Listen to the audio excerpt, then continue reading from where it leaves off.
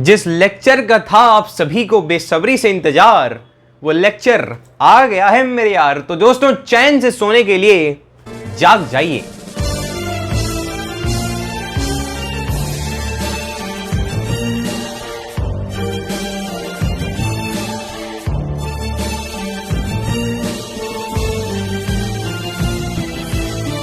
तो आज हम पढ़ने वाले हैं जनरल ऑर्गेनिक केमिस्ट्री के लेक्चर नंबर 2 के बारे में। पिछले वीडियो में हमने इंट्रोडक्शन देख लिया, लिंक डिस्क्रिप्शन में है, आप प्लेलिस्ट को चेक कर सकते हैं। आज हम बात करने वाले हैं इलेक्ट्रॉनिक डिस्प्लेसमेंट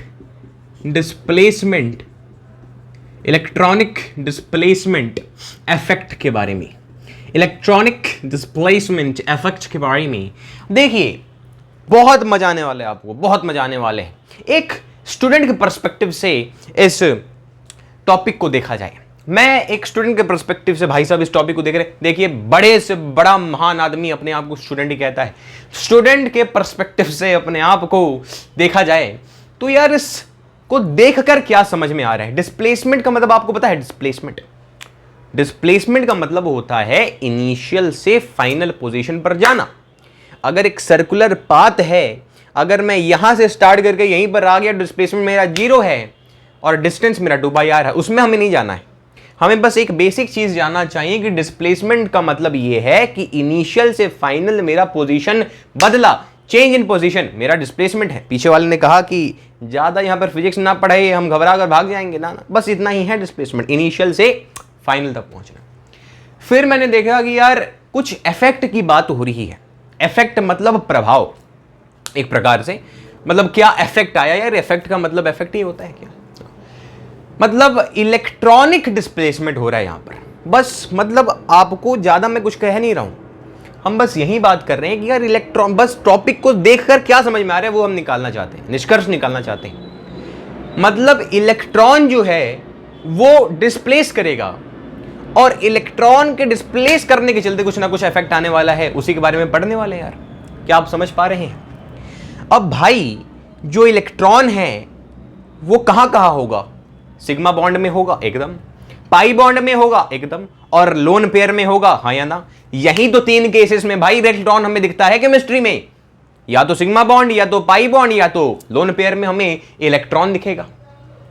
मैंने कहा कि यार सिग्मा बॉन्ड स्ट्रांग होता है या पाई बॉन्ड स्ट्रांग होता है? बताइए, सिग्मा बॉन्ड स्ट्रांग होता है या पाई बॉन्ड स्ट्रांग होता है? भाई साहब सिग्मा बॉन्ड ज्यादा स्ट्रांग होता है, क्योंकि हेड ऑन ओवरलैपिंग से सिग्मा बॉन्ड बन रहा होता है। उसमें हम नहीं जाएंगे, वो कोवेलेंट बॉन्डिंग का पार्ट है। लेकिन हमें बस एक बेसिक आप जान लीजिए, नहीं भी पता तो सिग्मा बॉन्ड पाई बॉन्ड से ज्यादा स्ट्रांग होता है। तो आप ये समझ पा रहे होंगे कि पाई बॉन्ड में जो इलेक्ट्रॉन होगा और जो सिग्मा बॉन्ड में जो इलेक्ट्रॉन होगा, दोनों में से कौन से इलेक्ट्रॉन के डिस्प्लेसमेंट का इफेक्ट ज्यादा आएगा? आप सिंपली कहेंगे कि पाई बॉन्ड वाले इलेक्ट्रॉन के डिस्प्लेसमेंट का इफेक्ट ज्यादा आएगा, क्योंकि पाई बॉन्ड वाले वीक हैं। पाई बॉन्ड जो है वो वीक है, उसमें जो इलेक्ट्रॉन्स हैं वो वीकली एक दूसरे से जुड़े हुए हैं, तो ज्यादा डिस्प्लेस कर पाएंगे। तो पाई बॉन्ड वाले जो इलेक्ट्रॉन होंगे वो जब डिस्प्लेस करेंगे तो उसका प्रभाव ज्यादा आएगा देन जो सिग्मा बॉन्ड वाले इलेक्ट्रॉन्स होंगे, उसके प्रभाव से, उनके डिस्प्लेसमेंट के प्रभाव से। और लोन पेयर की बात करें तो लोन पेयर मतलब तो फ्री इलेक्ट्रॉन्स, मतलब वो सबसे ज्यादा डिस्प्लेस कर सकते हैं। यानी इलेक्ट्रॉनिक डिस्प्लेसमेंट उनका जो होगा, लोन पेयर का जो उसका जो इफेक्ट होगा वो सबसे ज्यादा होगा। यही जो चीज है पूरी जनरल ऑर्गेनिक में, केमिस्ट्री में आप यही चीजें पढ़ते हैं। इसी के अलग अलग नाम आएंगे, उसी के बारे में पढ़ते जाएंगे। आपने एक ओर में सारी जनरल ऑर्गेनिक केमिस्ट्री एक ही बार में पढ़ डाली। Congratulations to all of you. यही है और जनरल ऑर्गेनिक केमिस्ट्री, और कुछ नहीं है। झूठ मूठ का मार्केट में हुआ है। पढ़ने का तरीका आना चाहिए, मजा है, ठीक है? तो ये चीज हमें समझ में आ गई। अब देखिए, अब एक एक करके टॉपिक के नाम लिखते जाएंगे और बाकी सारी चीजें आपको पता होंगी। मैंने एक तरीके से आपको सब कुछ ऊपर से बता दिया है कि क्या हम बेसिकली पूरे जनरल ऑर्गेनिक केमिस्ट्री में पढ़ने वाले हैं। अब जो इलेक्ट्रॉनिक डिस्प्लेसमेंट इफेक्ट है वो 2 प्रकार का होता है। एक होता है टेम्पररी इफेक्ट। पीछे वाले ने कहा कि दूसरा क्या होगा भाई? Permanent effect. इतना तो नाम देख के इतना समझ में आ रहा है। मैंने आपको कुछ पढ़ाया क्या अभी? कुछ नहीं पढ़ाया भाई। नाम देखने मात्र से हमने इतनी सारी चीजें कंक्लूड कर ली, जिससे हमने जनरल ऑर्गेनिक केमिस्ट्री का ओवरव्यू कर लिया कि क्या पढ़ने वाले हैं। इतनी इंटरेस्टिंग चीज है भाई, बस एनालाइज करिए चीजों को। अब भाई temporary effect, permanent effect, temporary effect में आपको समझाने का प्रयास करता हूं एक बार। टेम्परेरी इफेक्ट में आपको समझाने का प्रयास करता हूं एक बार। मान लीजिए आपका कोई एक हॉस्टल का मित्र है, तो भाई साहब वो निहायती निकम्मा और निहायती सबसे वो कहते हैं ना, वो डैश डैश कैटेगरी वाला मित्र है आपका। तो वो भाई साहब सुबह 9-10 बजे उठता है आराम से, उसके बाद नाश्ता, ब्रेकफास्ट और लंच उसका एक ही साथ हो जाता है। फिर म्यूजिक सिस्टम पड़ा हुआ है, ये पड़ा हुआ है मस्त, बड़ा सोता है। कभी 1 बजे 5 बजे सुबह में उठेगा, 1 बजे 2 बजे सुबह में, दोपहर में। भाई साहब रोज की वही दिनचर्या थी। कभी कभार न्यू ईयर के दिन नहा लिया तो नहा लिया, घूमने जाने के बहाने। आपने एक दिन देखा भाई साहब 6 बजे वो बंदा उठ रहा है, नहा धोकर फ्रेश होके सेंट वेंट मार के वो बैठ गया। अब आप हो गए कंफ्यूज की बात क्या है, आप हो गए कंफ्यूज की बात क्या है, बात क्या है। वो क्या उसका परमानेंट बिहेवियर था? नहीं, वो रोज अपने दिनचर्या से हटकर आज के दिनचर्या में कुछ ना कुछ उसका बदलाव आया है। अब आप दबे बाव देखने गए कि आखिर माजरा क्या है, आखिर किस कारण के चलते वो आज इतना बदल चुका है। आपने जब देखा तो उसके कमरे के अंदर उनकी महिला मित्र जो थी वो उनसे नोट्स मांगने आई हुई थी। तो एक्सटर्नल कॉज आ चुका है यहां पर, एक एक्सटर्नल कॉज यहां पर आ चुका है। तब आपको माजरा समझ में आया कि भाई साहब यही बात है, यही बात है और क्या ही हो सकता है। तो क्या जब वो एक्सटर्नल कॉज जो आई हुई हैं वो जब चली जाएंगी अपना नोट्स लेकर, तो क्या अगले दिन फिर से वो 6 बजे उठेगा? गलती से भी नहीं, फिर से अपने नॉर्मल दिनचर्या में वो लौट के आ जाएगा। वही तो बात है। अरे सिंपल सी बात है यार, यही टेम्परेरी इफेक्ट है। जब तक किसी एक्सटर्नल कॉज का प्रभाव रहेगा तब तक उस प्रकार से इलेक्ट्रॉन अपने आप को ढाल लेंगे। जैसे ही वो प्रभाव चला गया, इलेक्ट्रॉन फिर से वापस से उसी अरेंजमेंट में आ गए थे जैसे पहले थे। क्या आपको बात ऊपर ऊपर से समझ में आ रही है क्या हो रहा है यहां पर? अरे इसको एक और तरीके से देखिए, तब तक मैं आपको एक और चीज दिखा दूंगा। अब देखिए, टेम्परेरी इफेक्ट 2 प्रकार का होता है, ठीक है। एक होता है इंडक्टोमेरिक इफेक्ट और एक होता है इलेक्ट्रोमेरिक इफेक्ट।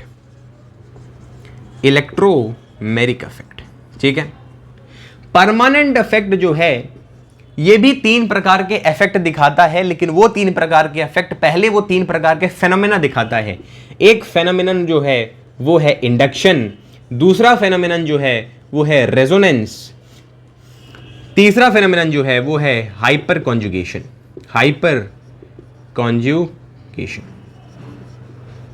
अब जो इंडक्शन जो फेनोमेनन है वो दिखाता है इंडक्टिव इफेक्ट। ये ओवरव्यू में दे रहा हूं, क्या क्या एक एक करके हम पढ़ने वाले हैं।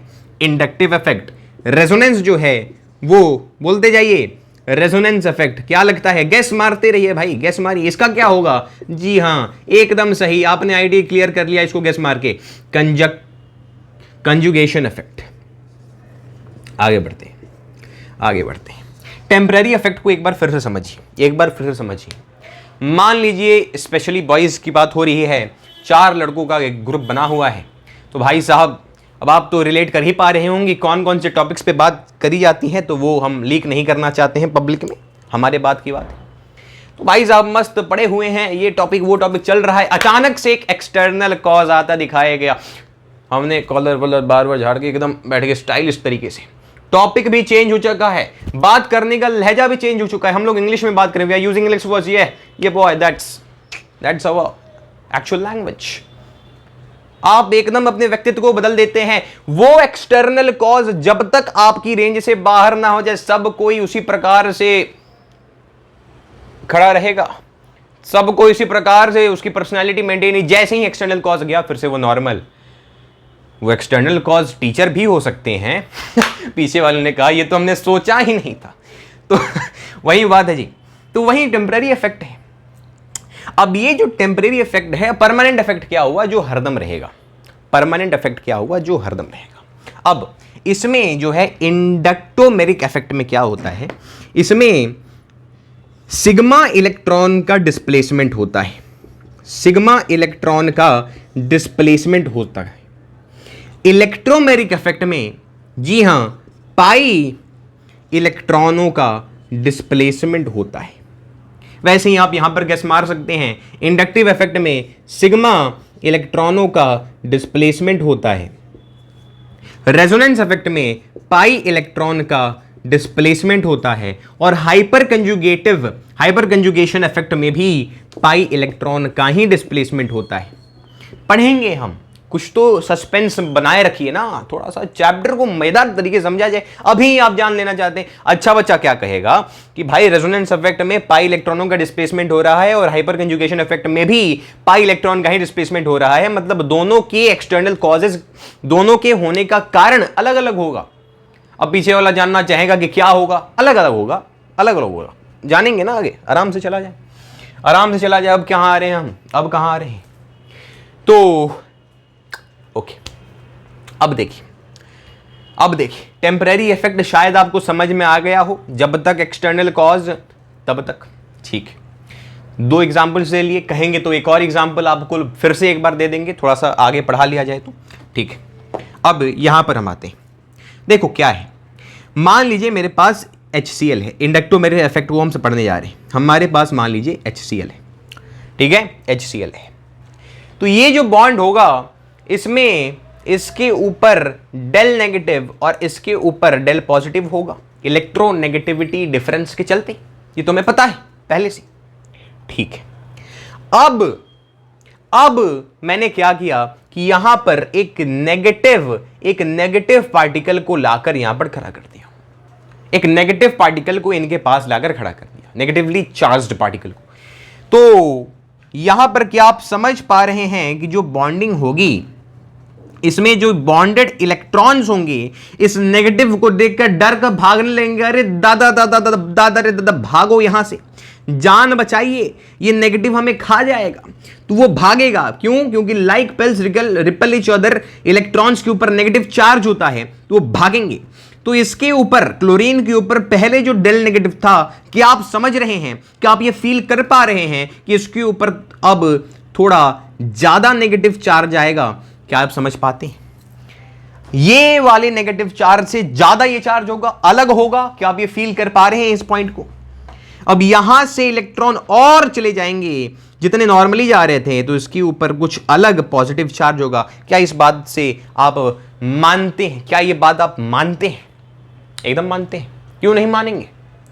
तो अगर मैं कंपेयर करूं तो डेल डैश नेगेटिव जो है उसका मैग्नीट्यूड ज्यादा होगा देन डेल नेगेटिव।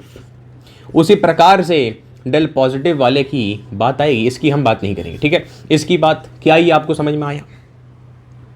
यही मेरे दोस्त इंडक्टोमेरिक इफेक्ट है। यहां पर बॉन्डिंग कैसी है बताना? यहां पर बॉन्डिंग है सिग्मा बॉन्ड, सिंगल बॉन्ड यानी सिग्मा बॉन्ड। यहां पर एक एक्सटर्नल कॉज आया, उस एक्सटर्नल कॉज के चलते जो इलेक्ट्रॉन्स हैं उसके ऊपर जो नॉर्मल चार्ज था उससे चार्ज बदल गया। अब क्या आप सॉरी, अब आपका प्रश्न नहीं आएगा कि ये टेम्परेरी इफेक्ट की कैटेगरी में इंडक्टोमेरिक इफेक्ट क्यों आया? इसलिए आया क्योंकि जब ये नेगेटिव चार्ज पार्टिकल यहां से जब चला जाएगा तो फिर से ये अपना जो इलेक्ट्रॉन का अरेंजमेंट था बैक टू नॉर्मल कर लेंगे। क्या इस बात को मानने से आप राजी हैं? क्या इस बात को मानने से आप इंकार नहीं करेंगे? एकदम नहीं करना चाहिए। ये था इंडक्टोमेरिक इफेक्ट, ये था इंडक्टोमेरिक इफेक्ट। अब इसकी बात करते हैं, इसको आपने नोट कर लिया होगा, ठीक है। अब इसकी बात करते हैं इलेक्ट्रोमेरिक इफेक्ट, पाई इलेक्ट्रॉन्स। जैसे कि मानते हैं पाई इलेक्ट्रॉन्स, आपके पास C डबल बॉन्ड C है, CC है आपके पास, पीछे वाले खुश हो गए, CC की बात आ रही है, ठीक है। यहां देख लीजिए CC मतलब कार्बन कार्बन बॉन्ड एकदम। तो CH2 कुछ इस प्रकार से है। मैंने आपसे पूछा कि इनके ऊपर का नेट चार्ज बताइए, क्या ये पोलर है या नॉन पोलर? आप बोलेंगे नॉन पोलर का मतलब, अरे दादा पीछे वाले ने कहा ये कैसे शब्दों का इस्तेमाल कर रहे हैं, ऐसे शब्दों का इस्तेमाल ना करिए प्लीज, हमें नहीं पता। इसके ऊपर कोई भी चार्ज नहीं होगा क्योंकि दोनों का इलेक्ट्रोनेगेटिविटी ऑलमोस्ट सेम है, अब मान लीजिए यहां पर मैंने एक पॉजिटिवली चार्ज्ड पार्टिकल को लेके आ गए, तो यहां पर क्या होगा, ध्यान देना मेरे दोस्त, यहां पर जो इलेक्ट्रॉन्स हैं, जो बॉन्डेड इलेक्ट्रॉन्स हैं, वो इसके तरफ थोड़ा शिफ्ट हो जाएंगे। क्या आप ये मानने से इंकार नहीं करेंगे? वो जो बॉन्डेड इलेक्ट्रॉन्स हैं वो इसके तरफ थोड़ा सा जो है वो शिफ्ट कर जाएंगे, थोड़ा सा इसके तरफ शिफ्ट कर जाएंगे, यानी इसके ऊपर डेल नेगेटिव आ जाएगा और CH2 के पास थोड़ा सा डेल पॉजिटिव आ जाएगा। क्या इस बात को आप मानते हैं?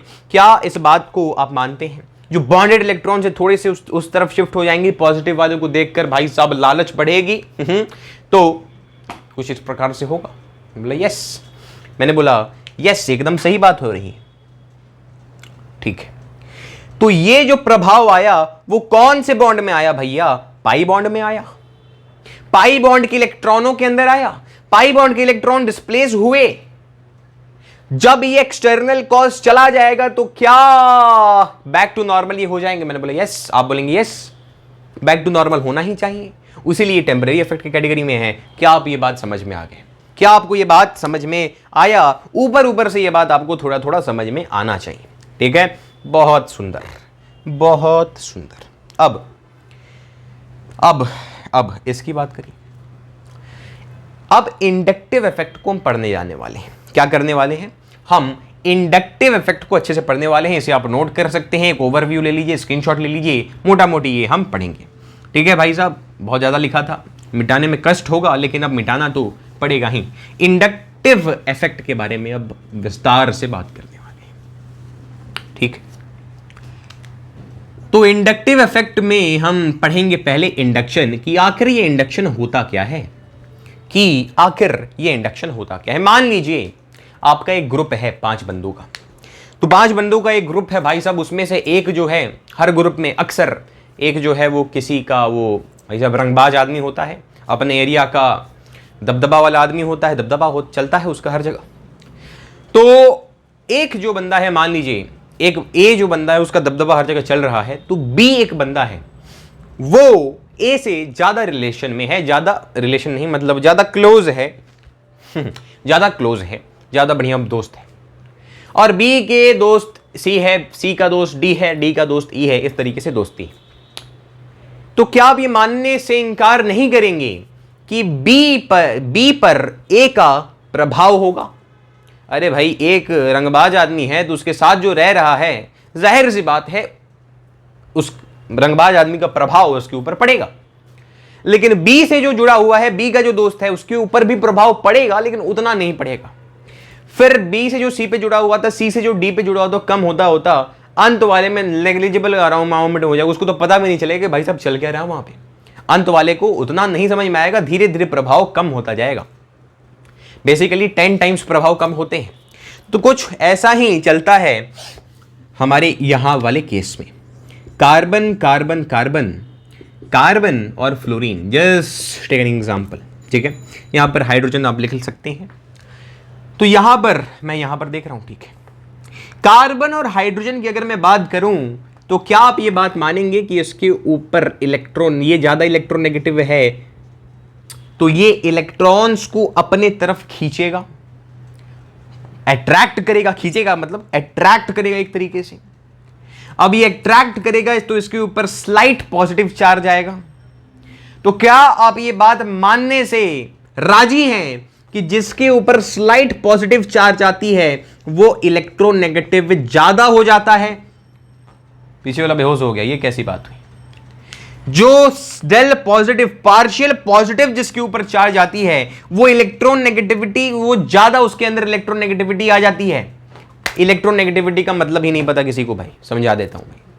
इलेक्ट्रॉन नेगेटिविटी का मतलब हुआ कि दो एटम्स अगर एक बॉन्ड बना रहे हैं तो उस बॉन्ड के अंदर बॉन्डेड इलेक्ट्रॉन्स को अपने प्रति आकर्षित करना, उस टेंडेंसी को हम इलेक्ट्रॉन नेगेटिविटी कहते हैं।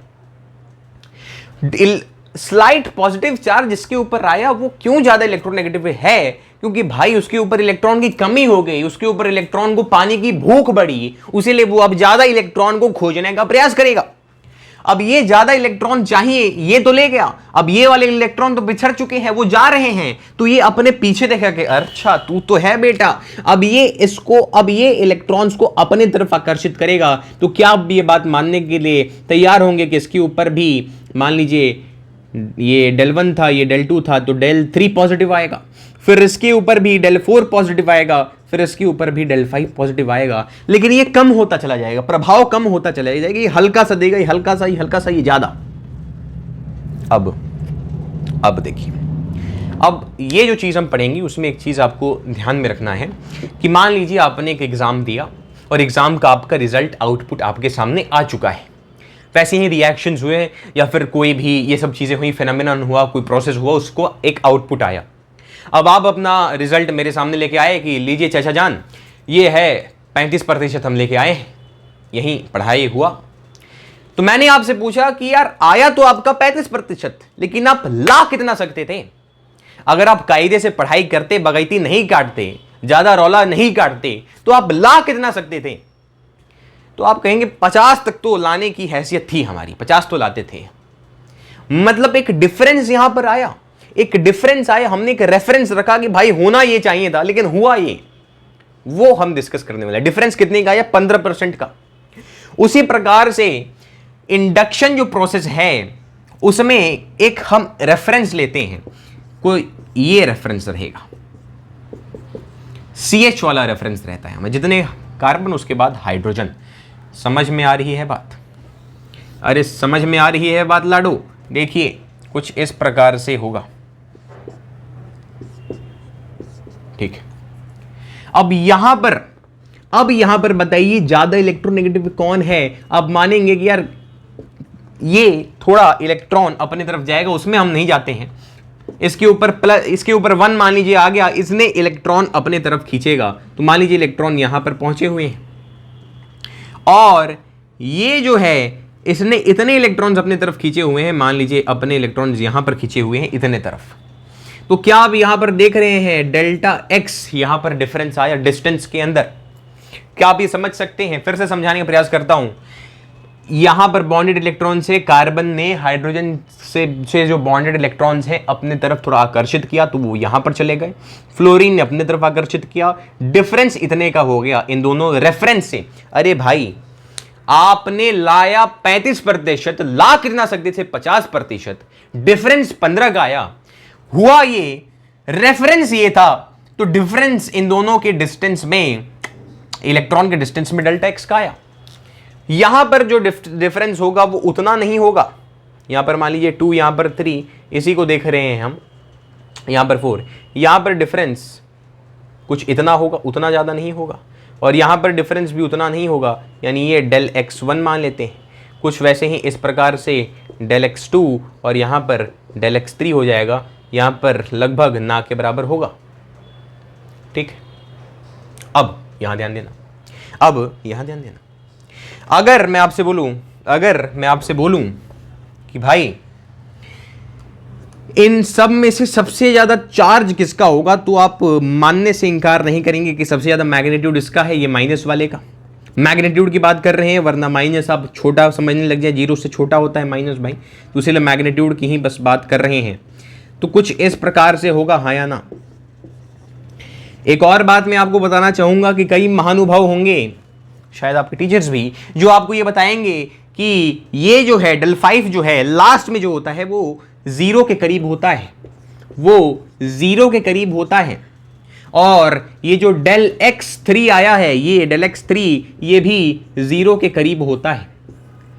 देखिए 0 ही होता है, कई लोग मान लेते हैं, नेग्लिजिबल मान लेते हैं, देखिए कम होता है, इसके ऊपर चार्ज बहुत कम आता है। जैसे मैंने बोला था कि प्रभाव घटता चला जाएगा, वही यहां पर केस है, लेकिन हम 0 नहीं मानेंगे, यहां पर होगा कुछ ना कुछ। हमें ये चीज निकालनी नहीं है, हमें, ठीक है, हमें कैलकुलेशन नहीं करना, हमें तो रेफरेंस से डिफरेंस लेना है, तो उसकी हमें जरूरत नहीं पड़ेगी। तो वो आप ध्यान में मत रखिए, कम होगा ये ध्यान में रखिए, सबसे कम ये वाला होगा, सबसे ज्यादा ये होगा। उसी प्रकार से हमारा जो डिस्टेंस है, सबसे ज्यादा डेल एक्स होगा, उसके बाद डेल x1 होगा, देखिए डेल x1 होगा, उसके बाद डेल x2 होगा, और सबसे कम डेल x3 होगा। कि आप ये बात मानने से इनकार नहीं करेंगे? करना भी नहीं चाहिए। ठीक है, तो थोड़ा थोड़ा क्लियर हो रहा है। तो भैया इंडक्शन है क्या? इंडक्शन है क्या भाई? तो डेफिनेशन सुनिए कि ये एक ऐसा प्रोसेस है, ये एक ऐसा प्रोसेस है जिसमें जो कार्बन चेन है it gets charged, carbon chain charged हो जाता है due to the presence of any atom, ये कोई एटम है इसके प्रेजेंस के चलते, और due to the presence of any group. अभी हम एक -I सीरीज होता है, इंडक्टिव सीरीज होता है, उसके बारे में चर्चा करने वाले हैं। तो जरूरी नहीं आपने जो पढ़ा हुआ है कि फ्लोरीन, क्लोरीन, ब्रोमीन, आयोडीन, यही नहीं होता, ग्रुप्स भी होंगे। तो हो सकता है ग्रुप्स के चलते, हो सकता है एटम्स के चलते, जैसे इस केस में एटम है, केसेस के बारे में बात करेंगे हम, ठीक है। तो उसके चलते जो कार्बन चेन है उसमें चार्ज आ गया, चार्ज आ गया, तो यही जो प्रोसेस है उस प्रोसेस को हम इंडक्शन कहते हैं। पीछे वाले ने पूछा इंडक्टिव इफेक्ट नहीं बताओगे क्या? बताएंगे ना। अब ये जो इफेक्ट शो हुआ, ये जो इफेक्ट हमें दिखा, कौन सा इफेक्ट? इंडक्शन जो इफेक्ट हमें दिखा, तो उसी को हम कहते हैं इंडक्टिव इफेक्ट बाई एटम और ग्रुप। अब ये क्या था? मतलब ये फ्लोरीन के चलते ये इंडक्टिव इफेक्ट हमें दिखने को आ रहा है, ये इफेक्ट हमें दिखा। हो सकता है यहां पर ग्रुप होता तो उस ग्रुप या फिर उस एटम के चलते जो इंडक्टिव इफेक्ट दिखा वो क्या है? इंडक्शन है। तो बहुत ही मजेदार था, आसान था। देखिए अब हम क्या देखेंगे? अब हम कुछ पॉइंट्स आपको नोट करा देते हैं। ये आपको क्लियर चीज हो जानी चाहिए, ठीक है, अब तक क्लियर हो जानी चाहिए भाई साहब। नहीं हुई तो, अगर हमसे क्लियर नहीं हुई तो बहुत सारे अदर चैनल है, वहां पर आप देखिए, एक बार प्रयास करिए समझने का, आपको समझ में आएगा। मजेदार चीज है जी, मैं पहले ही बता रहा हूं, मजेदार चीज है। और ये जो तरीका है, जिस तरीके से, मैं अपनी बड़ाई नहीं करना चाहता, पहला बैच है मेरा भी, लेकिन ये जो तरीका है पढ़ाने का, जो जिस तरीके से हम पढ़ेंगे वो थोड़ा कॉमन से अलग होगा। मैं ये बता रहा हूं कि सबसे अलग नहीं, कॉमन से अलग होगा, थोड़ा अलग होगा, ठीक है, बढ़िया लगेगा आपको। अपना रिव्यू दे सकते हैं आप। चलिए इंडक्शन की बात करें तो हम कहां पे थे? कुछ इंपॉर्टेंट पॉइंट्स। किसने पूछा कि ये टेम्पररी इफेक्ट होगा या परमानेंट इफेक्ट होगा? बताइए। पीछे वाले ने कहा कि परमानेंट इफेक्ट होगा। मैंने पूछा कि उठ जा पीछे वाले, क्यों परमानेंट इफेक्ट होगा? उसने बोला कि भाई अगर कोई भी chlorine chlorine carbon carbon carbon का चेन है, कार्बन का चेंज है, और उसके पास उसके साथ कोई भी इंडक्टिव इफेक्ट दिखाने वाला कोई भी बंधु बैठा हुआ है, दबंग आदमी बैठा हुआ है, तो उसके प्रभाव हरदम दिखेगा। ये कोई टेम्पररी इफेक्ट नहीं है, ये होता ही है, किसी भी चेन में ऐसा ही होगा। तो ये परमानेंट इफेक्ट है। मैंने पूछा कि ये वीक इफेक्ट है या ये स्ट्रॉन्ग इफेक्ट है? ये वीक इफेक्ट है या ये स्ट्रॉन्ग इफेक्ट है? तो लोग कंफ्यूज हो गए, वीक स्ट्रॉन्ग, ये वीक इफेक्ट है, ये वीक इफेक्ट है। क्यों हुआ ऐसा चचा? वीक इफेक्ट इसलिए है क्योंकि जो इलेक्ट्रॉनों का जो डिस्प्लेसमेंट हो रहा है, जो शिफ्टिंग हो रही है, वो सिग्मा बॉन्ड के अंदर हो रही है। सिग्मा बॉन्ड बहुत ज्यादा स्ट्रॉन्ग बॉन्ड होता है पाई बॉन्ड के कंपैरिजन में, या फिर डेल्टा बॉन्ड नहीं पढ़ते हम, पाई बॉन्ड के कंपैरिजन में, ठीक है। इसलिए सिग्मा बॉन्ड जो है उसमें इलेक्ट्रॉन्स ज्यादा बंधे हुए हैं, ज्यादा हिलडुल नहीं सकते, उसीलिए इफेक्ट उतना ज्यादा नहीं हमें दिखता, ठीक है। देखो यार, कार्बन ये है, फ्लोरीन ये है, मान लो कुछ इस प्रकार से, फ्लोरीन और कार्बन, इसको मैं बढ़िया से दिखा रहा हूं, कार्बन और फ्लोरीन, ठीक है। तो इन दोनों के लोन पेयर जो हैं, उस लोन पेयर में क्या बोल रहा हूं यार, ये ऑर्बिटल्स जो हैं उसके अंदर कुछ कॉमन एरिया होगा, उस कॉमन एरिया के अंदर इलेक्ट्रॉन्स होते हैं। ये जो इलेक्ट्रॉन्स हैं इस ओवरलैप्ड एरिया के अंदर ही रहते हैं, या तो थोड़े इधर चले जाएंगे या तो थोड़े इधर चलेंगे। पीछे वाले ने कहा कि तो बहुत कम डिस्प्लेसमेंट है चचा, ये देख कैसे रहे हो आप? उसीलिए तो बोले कि ये वीक इफेक्ट है, बहुत कम डिस्प्लेसमेंट, थोड़ा सा इधर थोड़ा सा इधर, क्या ही फर्क पड़ता है यार, थोड़ा सा इधर ज्यादा नहीं। मतलब दिस इफेक्ट हैपेंस, इसे आप लिख लीजिए, कहां पर होता है? Inside the overlapped area, overlapped area के अंदर होता है। फिर एक और चीज आप नोट कर लीजिए कि CH बॉन्ड जो है इज रेफरेंस हियर। इस केस में जो CH बॉन्ड है वो हमारा रेफरेंस है। और एक और चीज, इट इज कॉज्ड जो कि हमने दो एग्जाम्पल्स देखे हुए थे। किसी एक एग्जाम्पल में भाई साहब सुबह सुबह बंदा 6 बजे उठ गया, उसकी एक्सटर्नल कॉज नोटबुक मांगने आए हुए उनकी महिला मित्र थी, और फिर जब 4 लड़कों का ग्रुप मस्त था, तो जब एक्सटर्नल कॉज गुजर रहा था, रही थी, टीचर भी हो सकते हैं, तो सहम चुके थे जब तक वो रेंज के बाहर नहीं हो जाते। तो उसी प्रकार से इसका जो कॉज होता है ड्यू टू इलेक्ट्रोनेगेटिविटी के डिफरेंस के चलते ये होता है, डिफरेंस इन इलेक्ट्रोनेगेटिविटी। ठीक है, इलेक्ट्रोनेगेटिविटी डिफरेंस के चलते ये होता है। ठीक है, कॉज क्यों होता है? नहीं, अरे यार गलती अब कट मैं करूंगा नहीं, एडिटिंग में बहुत टाइम लगता है यार, बस मैंने गलती कर दिया। वो जो एग्जाम्पल थे मैंने दिए थे अभी, 6 बजे उठने वाला या फिर एक्सटर्नल कॉज वाला, वो गलत एग्जाम्पल है, वो टेम्परेरी इफेक्ट का एग्जाम्पल है, ये परमानेंट इफेक्ट है। मुझे अभी ध्यान में आया, क्योंकि इलेक्ट्रोनेगेटिविटी कोई कॉज जो है वो परमानेंट रहता है। सॉरी, एकदम सॉरी, वो मैंने गलती बोला। यहां पर ध्यान दीजिए कि ये क्यों कॉज होता है इलेक्ट्रोनेगेटिविटी डिफरेंस के अंदर। क्लोरीन और फ्लोरीन में क्यों इलेक्ट्रॉन शिफ्ट हुए फ्लोरीन की तरफ, इलेक्ट्रोनेगेटिविटी के अंदर डिस्प्लेस वो क्या बोलते हैं, डिफरेंस के चलते। और यहां पर एक और चीज नोट कर सकते हैं कि ये डिस्टेंस डिपेंडेंट है, ये डिस्टेंस डिपेंडेंट है। डिस्टेंस डिपेंडेंट का मतलब क्या हुआ? Del x, del 1x, del 2x जो हमने देखा कि भाई साहब डिस्टेंस ज़्यादा तो ज़्यादा इफेक्ट है, कम है तो कम वहाँ पर इफेक्ट है, वो हमने यहाँ पर डिस्कस किया। अब आगे बढ़ते हैं। अब देखिए, 2 प्रकार के इंडक्टिव इफेक्ट होते हैं। 2 प्रकार के इंडक्टिव इफेक्ट हमारे पास होते हैं। ठीक है, 2 प्रकार के इंडक्टिव इफेक्ट हमारे पास होते हैं। एक होता है माइनस इंडक्टिव इफेक्ट और एक होता है प्लस इंडक्टिव इफेक्ट। ठीक है, जिसे हम माइनस आई इफेक्ट भी बोलते हैं। क्या है ये? डेफिनेशन मैं नहीं लिखवाऊंगा आपको, मैं डिक्टेट कर दूंगा, भले समझा जाए इसे। माइनस आई इफेक्ट, जो हमने देखा कि कार्बन चेन में फ्लोरीन ने अपने तरफ इलेक्ट्रॉन्स ले लिए। देखो आइए, ठीक है, ये रेफरेंस है और ये नॉर्मल। अब भाई साहब ये जो है वो इलेक्ट्रॉन को अपने तरफ आकर्षित करता है, फ्लोरीन अपने तरफ इलेक्ट्रॉनों को आकर्षित करता है, तो rate of shifting of electrons by atom और एनी ग्रुप ऑफ एटम, किसी ग्रुप के चलते या फिर किसी एटम के चलते किसी रेट से इलेक्ट्रॉन जो है वो शिफ्ट होता है। वैसे ही यहां पर हाइड्रोजन भी तो चाहता है भाई, कि उसके तरफ भी इलेक्ट्रॉन्स आए, भले ऐसा हो नहीं पाता, उसकी इच्छा यहां पर नहीं पूर्ण हो पाती। इसी कारणवश इसका भी एक रेट ऑफ अट्रैक्शन है, हाइड्रोजन के द्वारा। यहां पर रेट ऑफ अट्रैक्शन किसी एटम या फिर किसी ग्रुप ऑफ एटम, यहां पर एटम की बात हो रही है।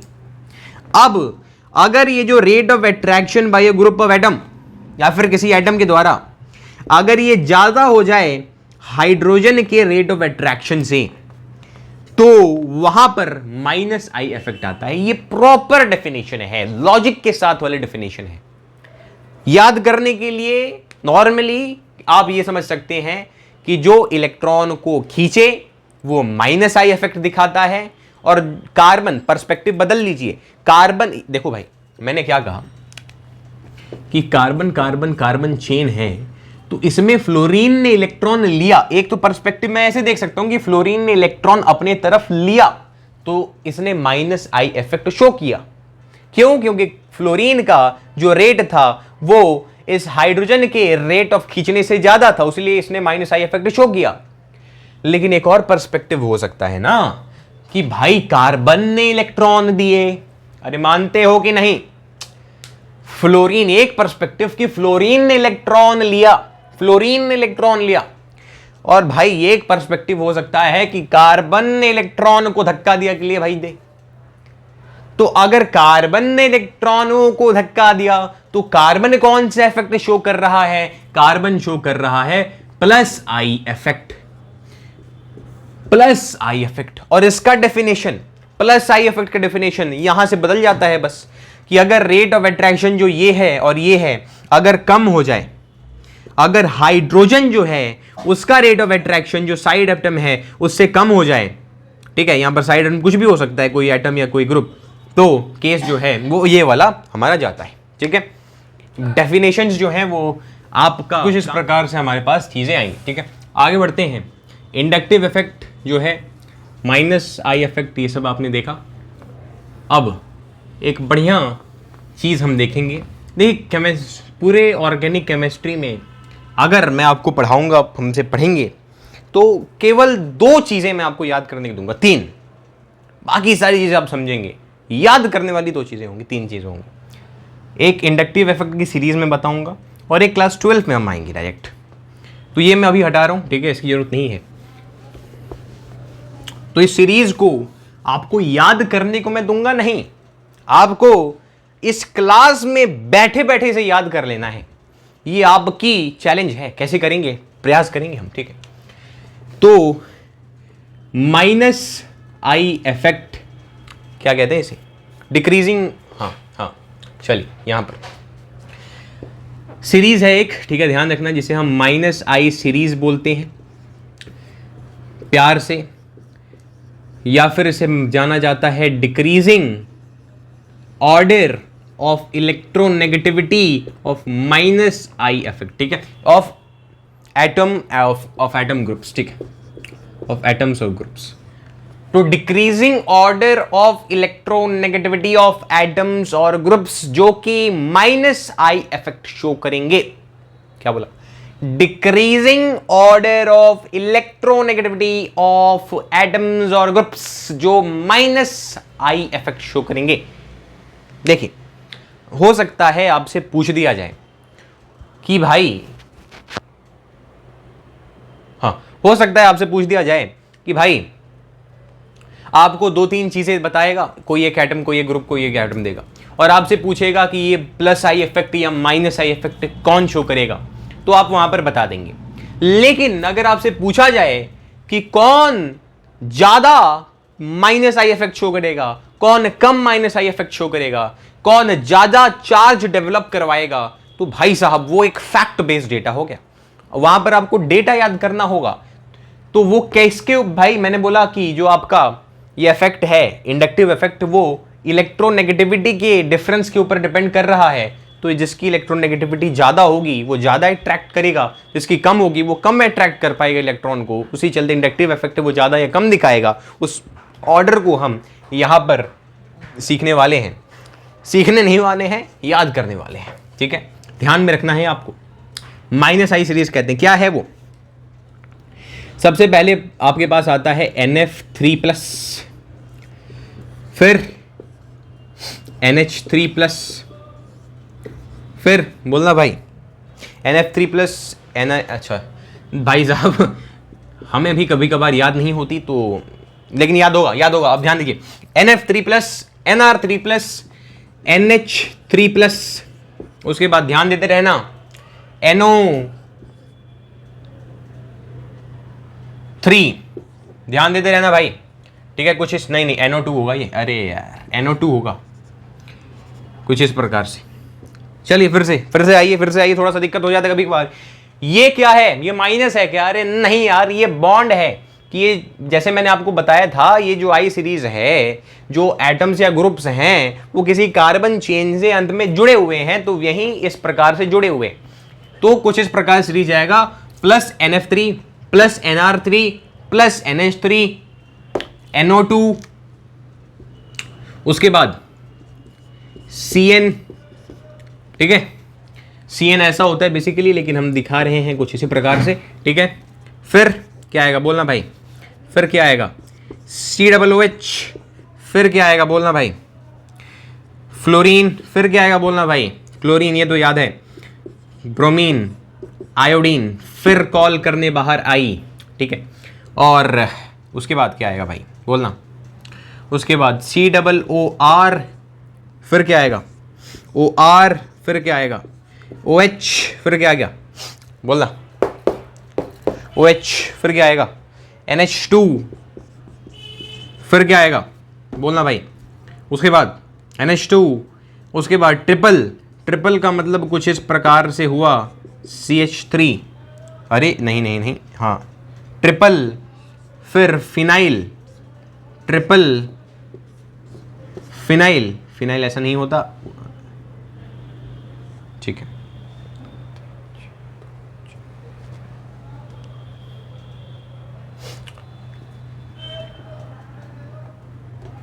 फिनाइल, फिर डबल,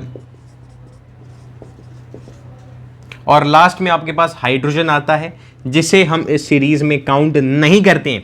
चलिए आ जाइए यहां पर, आ जाइए यहां पर, यही है जी, यही इस सीरीज को आपको याद रखना है भाई साहब। देखकर हमको हाफ ही छूट रहा है, देख के हमको हाफ ही छूट रहा है कि भाई साहब ये क्या दे दिया आपने। मतलब इतने बढ़िया से हम जनरल ऑर्गेनिक पहली बार मजा आ रहा था, लग रहा था कि यार हवा बनाया जा रहा है नहीं। मैंने आपसे बोला केवल 2 चीजें मैं आपको दूंगा इसमें याद करने के लिए, एक ये सीरीज और एक +I वाली series.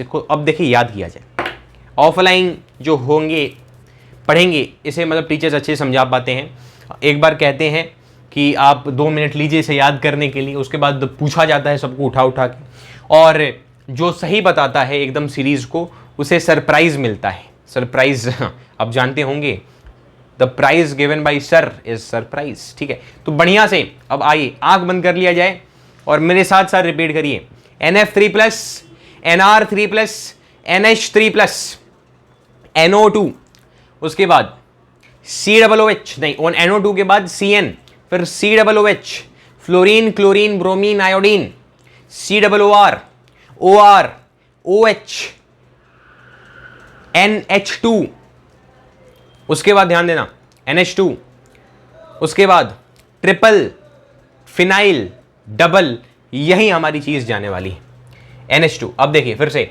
NF3+, NR3+, NH3+, NO2, CN, COOH, fluorine, chlorine, bromine, iodine, COOR, OR, OH, NH2, triple phenyl double, triple phenyl double, इसे ट्रिपल बॉन्ड फिनाइल है। ये फिनाइल आप जानते होंगे बेंजीन का प्रीफिक्स नेम है, और ये डबल है, ठीक है, IUPAC में आपने पढ़ा होगा। अब देखिए, तो पीछे वाले ने कहा कि भाई साहब ये जो है ना ये हम जानते हैं, बेसिकली जानना तो आपको ये चाहिए, और ये आपकी पूरी केमिस्ट्री में पूरा जे का यहाँ पर जे एडवांस आपका कवर हो जाएगा यहाँ पर, ठीक है। ये आप इसलिए जानते हैं, आपको देखा देखा सा अपनापन महसूस इसलिए होता है क्योंकि आपने पीरियोडिक टेबल में ये याद कर रखा है। कई लोग यहाँ पर एक वो क्या कहलाता है अपना इसे समझाते भी हैं, कई महारथी टीचर्स ऐसे हैं जो इसे समझाते हैं। कैसे समझाते हैं कि ये नाइट्रोजन और ये कार्बन, तो ये नाइट्रोजन जो है वो कहते हैं कि कार्बन से ज़्यादा इलेक्ट्रोनेगेटिव है, तो इसलिए यहाँ पर आगे रख दिया। लेकिन वो ये नहीं समझाते हैं कि यहाँ पर ऐसा क्यों नहीं हुआ चाचा। फिर वो ये नहीं समझाते हैं कि ऐसा यहाँ पर क्यों नहीं हुआ चाचा, वो कुछ नहीं बोलते। फिर वो यहाँ पर आते हैं कि ये तो देख रहे हैं आप एकदम सही है। फिर वो अपने हिसाब से, अपने कन्वीनियंस के हिसाब से यहाँ पर दिखाते हैं कि ये देखिए फ्लोरीन, और इसमें हमने कंपेयर किया फ्लोरीन ज़्यादा इलेक्ट्रोनेगेटिव तो सबसे आगे। फिर वो यहाँ पर कंपेयर करते हैं। फिर वही चीज़ मैं यहाँ पर पूछता हूँ कि क्या हाइड्रोजन से ज़्यादा इलेक्ट्रोनेगेटिव ऑक्सीजन है, तो उन बोलते हैं हाँ, लेकिन यहाँ पर ये तो आगे आ गया। तो ये सब पंगे में आप ना फंसें। इसको जो एक्सप्लेन करना चाहता है उसे करते रहने दें, कोई फर्क नहीं पड़ता, इसका कोई एक्सप्लेनेशन नहीं है। इसको आपको याद रखना है, इसको आपको याद रखना है, मेन बात ये, ठीक है। तो एक स्क्रीनशॉट आप इसका ले सकते हैं, ठीक है, बहुत बढ़िया। इसी प्रकार से हम +I सीरीज भी याद कर लेते हैं, लिख लेते हैं, ठीक है। +I सीरीज भी हम इसे लिख लेते हैं, उसके बाद आज का छुट्टी किया जाए। तो decreasing order of electronegativity of this +I series के बारे में हम बात करने वाले हैं, ठीक है। +I सीरीज के बारे में हम बात करने वाले हैं। आइए दोस्तों, +I सीरीज में जैसे वहां पर स्टार्टिंग नेगेटिव से हुआ था, यहाँ पर वहां पे स्टार्टिंग जो पॉजिटिव से हुआ था, यहाँ पर स्टार्टिंग जो है वो नेगेटिव से होता है। CH3 बनाना चाहिए लेकिन 2, और यहाँ पर नेगेटिव होता है। फिर NH2 नेगेटिव होता है, ठीक है, NH2 नेगेटिव होता है, लेकिन ये NH2 बना लेगा 1 2 3 नेगेटिव, ऐसे होता है, ठीक है, NH, ठीक है। उसके बाद O-, उसके बाद COO-, उसके बाद बोलते रहिए 3 डिग्री। 3 डिग्री कैसे बनेगा? तो CH3 3 डिग्री। उसके बाद बोलना मेरे दोस्त 2 डिग्री CH3 1 2 3 CH3 1 2 2 डिग्री, ठीक है 1 2 हाँ 2 डिग्री यहाँ पर बना लीजिए, कोई पंगे की बात नहीं है। 1 2 और यहाँ पर 2 हाइड्रोजन होंगे CH2। फिर उसके बाद 1 डिग्री आता है CH2 CH3 1 डिग्री आता है। उसके बाद आपके पास मिथाइल आता है, फिर T, फिर D।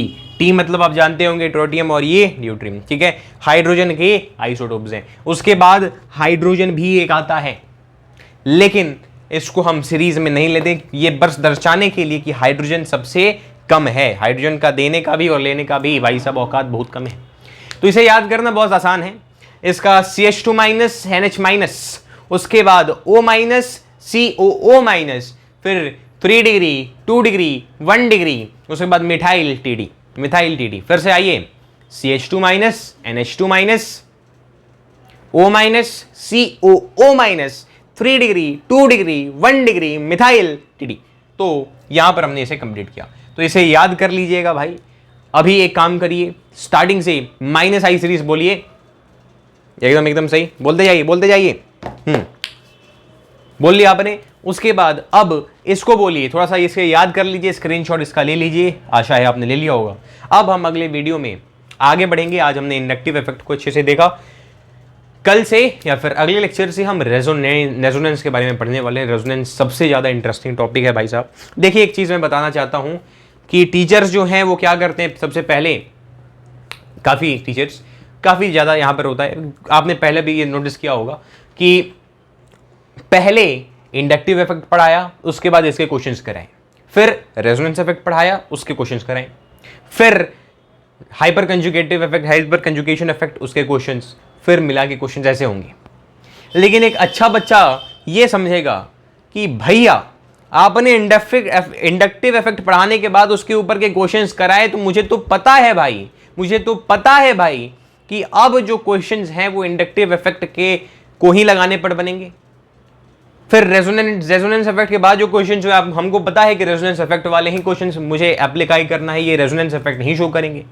लेकिन हम क्या करेंगे कि सबको पढ़ेंगे, एक तो वो तरीका, लेकिन हमारा दूसरा तरीका कि सारा पढ़ लेंगे हम, इंडक्शन, रेजोनेंस और हाइपर कंजुगेशन, उसके बाद मिलाकर क्वेश्चंस करेंगे और उसमें आपको मजा आएगा कि यहाँ पर क्या लगाना है। वो एक अच्छा लेवल का क्वेश्चन होगा, वो एक तरीका होगा। हम इस तरीके को फॉलो करेंगे, काफ़ी सारे क्वेश्चंस करेंगे। आपकी तरफ से रिस्पॉन्स बढ़िया रहा तो लेवल अपना अभी 0 से स्टार्ट हुआ है, ताकि सबको लेके चलें, सबका जनरल ऑर्गेनिक केमिस्ट्री स्ट्रांग करने का मोटिव बनाएं। जनरल ऑर्गेनिक केमिस्ट्री अगर आपने 11th में बहुत अच्छे से पढ़ लिया तो 12th का काम आपका बहुत आसान हो जाएगा, ठीक है। और टाइम भी आपके पास 12th में शायद बहुत ही कम बचे हैं, अगर आप क्लास 11 में से देख रहे हैं, और अगर आप क्लास 12th में जा चुके हैं तो एक रिविजन के तौर पर इसे स्पीड बढ़ा के आप देख सकते हैं, ठीक है।